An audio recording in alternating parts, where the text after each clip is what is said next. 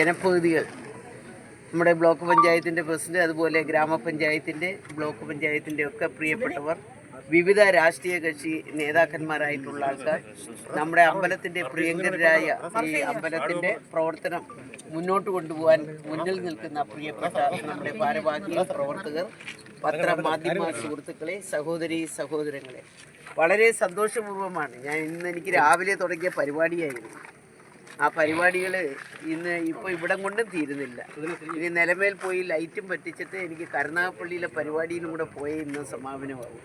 എന്നാൽ അമ്പലത്തിൽ ഇങ്ങനെ ബസ് വന്ന് കിടക്കുന്നു. കൃത്യസമയത്ത് ആൾക്കാരും ഒക്കെ കയറുവാൻ നമ്മുടെ അയ്യപ്പന്മാരും എല്ലാം ഉണ്ട് എന്നുള്ള അറിഞ്ഞപ്പോൾ ഞാൻ ചില പരിപാടി കട്ട് ചെയ്ത് ഓടി വന്നതാ, തിരിച്ചു പോകണം. നമുക്കറിയാം ഇന്ന് കേരളത്തിലെ KSRTC ബസ്സുകൾ നമ്മുടെ പല റൂട്ടുകളും ഇപ്പോൾ തുടങ്ങിയിട്ടുണ്ട്. കാരണം നമുക്ക് KSRTC ലാഭകരമായ നിലയിൽ നമുക്ക് കൊണ്ടുപോകണം. അപ്പോൾ നമ്മുടെ തന്നെ നിയോജക മണ്ഡലത്തിൽ ഈ അടുത്ത സമയത്ത് ഒരു 4-5 ബസ്സുകൾ നമുക്ക് വിവിധ മേഖലകളിൽ വിട്ടു തന്നിട്ടുണ്ട്. ഇനിയും നമുക്ക് ബസ്സുകളുടെ ആവശ്യങ്ങൾ ഒരുപാട് പേര് ഉന്നയിച്ച് കാത്തു നിൽക്കുകയാണ്. നമ്മുടെ ഗതാഗത വകുപ്പ് മന്ത്രിയുമായിട്ട് ഞങ്ങളൊരു ചർച്ചയൊക്കെ നടത്തിയിരുന്നു. അതിലൂടെ ഒരു 15 റൂട്ട് ഇനിയും നമ്മൾ മാറ്റിവെച്ചിരിക്കുക. ആ റൂട്ടിൽ നമുക്ക് ഓരോന്നെടുക്കണം. പക്ഷേ ഇവിടെ ഞാൻ 2 ദിവസമായിട്ട് നമ്മുടെ പ്രധാനപ്പെട്ട പ്രവർത്തകർ പറഞ്ഞു, ഇന്ന് 1-ാം തീയതിയാണ്. 1-ാം തീയതി തന്നെ ഇവിടുന്ന് ഒരു ബസ് കടയ്ക്കൽ നിന്ന് തുടങ്ങണം. കടയ്ക്കൽ നിന്ന് തുടങ്ങി നമുക്ക് ചടയമംഗലം ഡിപ്പോയിലും അതോടൊപ്പം തന്നെ കൊട്ടാരക്കരയിലും ചെന്ന് ആൾക്കാരെ എടുത്തുകൊണ്ട് പോവാം. എന്തായാലും നമ്മുടെ ഡിപ്പോയിൽ നമ്മുടെ പ്രിയപ്പെട്ട ഉദ്യോഗസ്ഥരുമായിട്ട് ബന്ധപ്പെട്ടു. ഞാൻ പറഞ്ഞു, നിങ്ങൾക്കത് തരാൻ പറ്റത്തില്ല, ഞാൻ മന്ത്രിയായിട്ട് ബന്ധപ്പെട്ടോളാം എന്ന് പറഞ്ഞപ്പോൾ, ഇല്ല മിനിസ്റ്ററെ, ഞങ്ങൾ ഇവിടുന്ന് ഒരു റൂട്ട് ഞങ്ങളിപ്പോൾ അറേഞ്ച് ചെയ്ത് തരാമെന്ന് പറഞ്ഞു.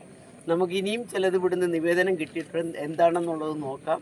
നമുക്ക് അത്യാവശ്യം നമുക്കറിയാം ഇവിടെ ഒരു ഗ്രാമപ്രദേശമാണ്, ആൾക്കാർ ഇടതിറങ്ങി താമസിക്കുന്ന ഒരു പ്രദേശവും കൂടെയാണ്. അപ്പോൾ അവർക്കൊരു ശബരിമല അമ്പലത്തിലേക്ക് ഒന്ന് പോകണമെന്നുണ്ടെങ്കിൽ വളരെ ബുദ്ധിമുട്ടി ഇവിടുന്ന് ഒട്ടേറെ ദൂരെ യാത്ര ചെയ്ത് വേണം ചടയമംഗലത്ത് നമുക്ക് എത്തിച്ചേരുക.